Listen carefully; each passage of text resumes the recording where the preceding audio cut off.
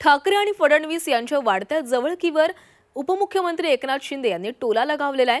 फडणवीसांना आव्हान देणारे आणि त्यांना फडतूस म्हणणारे आता त्यांच्या भेटीगाठी घेत आहेत। हे तर सरड्याहून वेगाने रंग बदलणारे असल्याची टीका एकनाथ शिंदे यांनी केली आहे। त्यावर आदित्य ठाकरेंनी उत्तर देताना शिंदे डोळ्यात डोळे घालून पाहू शकत नाही, ज्यांनी थोडी तरी लाज बाळगावी असा पलटवार त्यांनी केला आहे।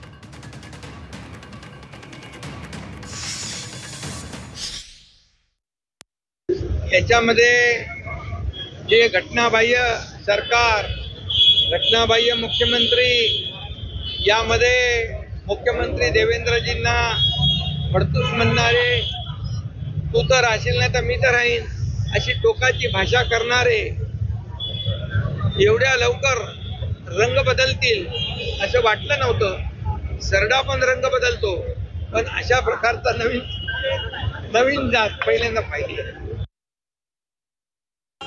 अर्षात पाहिलं का त्यांनी? सरडा पण लाजेल असंच, पण ते स्वतः डोळ्यात डोळे घालून पाहू नाही शकत। काय जे स्वतः गद्दारी करून पळाले, डरपोक लोक, मिंदे सरकार चालवणारे, हे कोणावर टीका करू नये।